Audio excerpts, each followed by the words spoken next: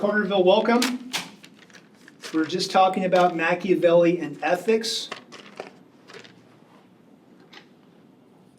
Guys, Machiavelli wrote a political classic called The Prince. The Prince. Who did he write it for? Kings and queens. That was his intended audience, kings and queens. Purpose was keep and hold power indefinitely. Keep and hold power indefinitely. Now they are caught. Yeah, don't think about this just in terms of politics. What about you apply this to your personal life? You want something desperately.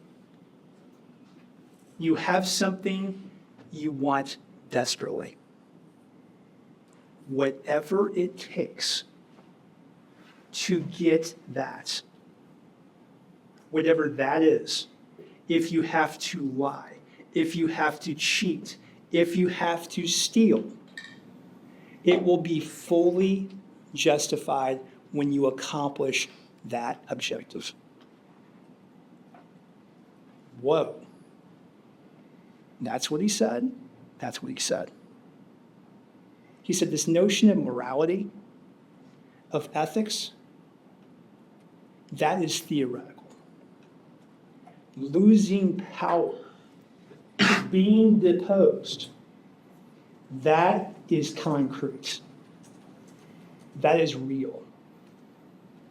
Whatever it takes to accomplish your objective will be more than justified by accomplishing that goal. Anything you have to do. I went back in my office to grab this, because this is some of the chapter titles of The Prince. Listen to some of these titles. On those who should become princes through crime. Is it better to be loved or feared? Should you keep your word? Why it's essential to avoid being hated or despised? How do you avoid flatterers? Then he talked about the manner in which the prince should keep his word. He said it must be understood there are two ways of fighting. One with the law, the other with knives. The first is the way of man.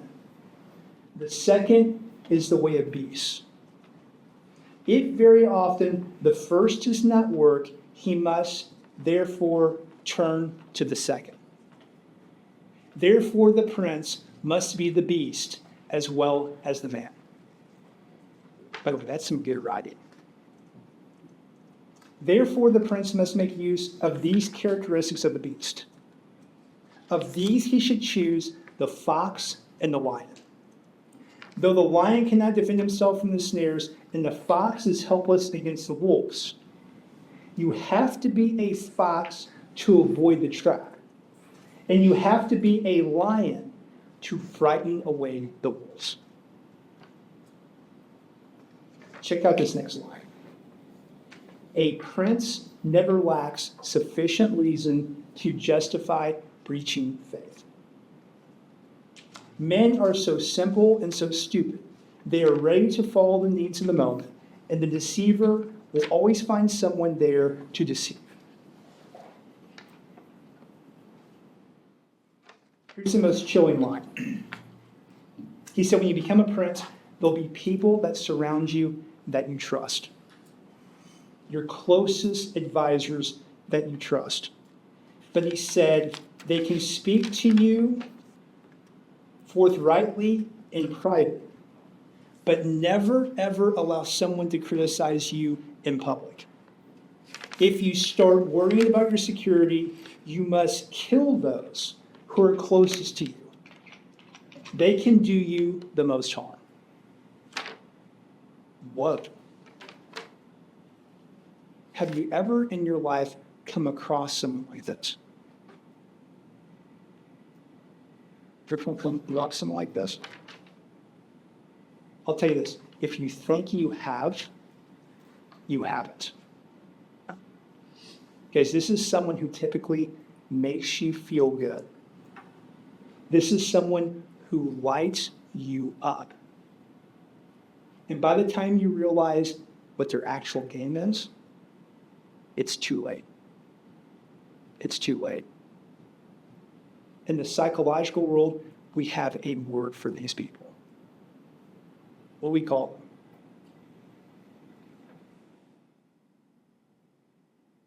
Sociopaths. Sociopaths. People that have no sense or no core that defines them. No empathy whatsoever. Bingo. Bingo. He spoke about morality and immorality.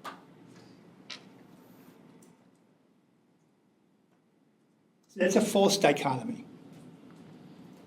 It's a false choice.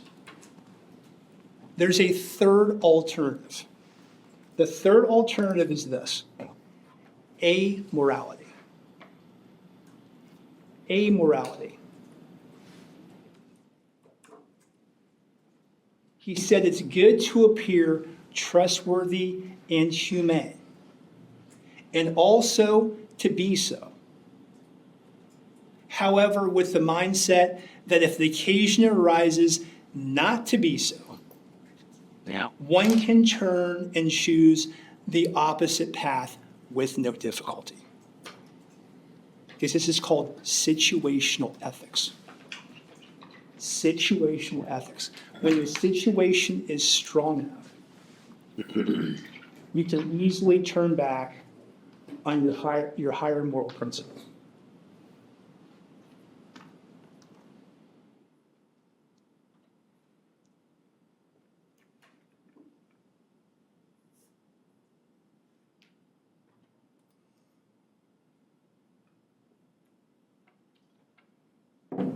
And this just reiterates the original point I made. He wrote the Prince for monarchs. He wrote it explicitly for monarchs, how to keep and hold power indefinitely. Speaking of the end justifying the means, Joseph Stalin, we talked about him last time. Joseph Stalin unveils his 5-year plan.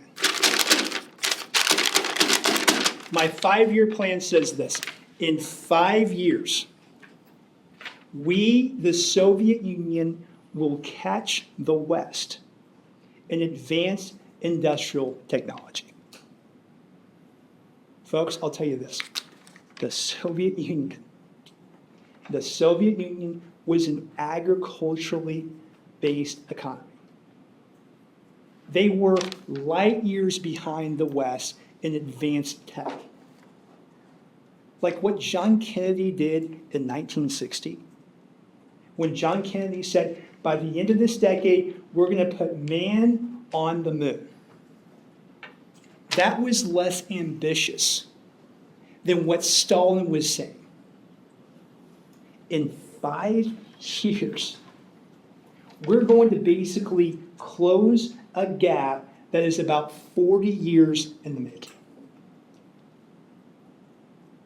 We are predominantly an agriculturally based society. What is the one thing you have to trade to get advanced tech? The signals. You get one thing. You're an agriculturally based economy. You've got one thing to trade. What do you trade? Well, they trade freedom if that counts. Wheat. Progress. Food. Food. They trade so much food, it kicks off a massive famine. A massive famine. By the way, who's hit the hardest by that famine? Hello, Ukraine. 1 million Ukrainians die. One Western journalist from the New York Times sneaks in there. He goes into the countryside. He sees all of these dead people. There's an entire family laying there in their hut, dead. The last thing they wrote was, may no man know the suffering that we endured. Stalin was confronted with this by Western journalists. His response was, when you're making an omelet, sometimes you have to crack a few eggs.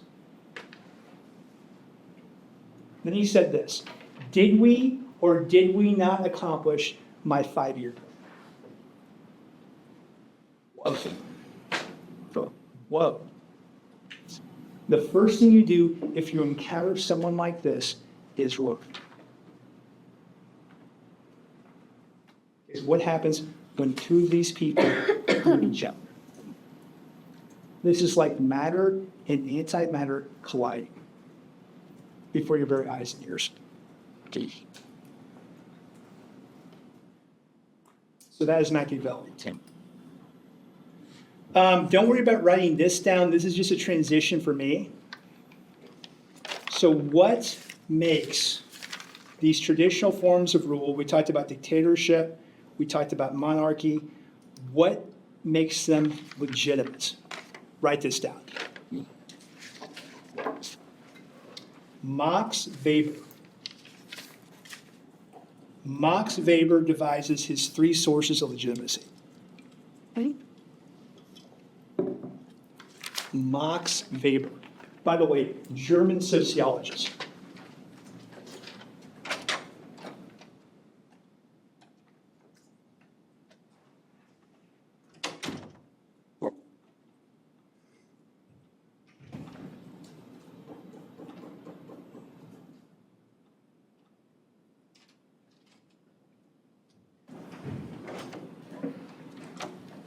Nice. Weber devises his 3 sources of legitimacy. By the way, you're saying to yourself, Lee's, isn't it Weber? It says Weber. He's German, so the W's become V's. The W's become V's. So Max Weber. Max Weber. So every form of rule, whether it's democracy, it's dictatorship, it is monarchy, has to have this. It has to have this. What is legitimacy?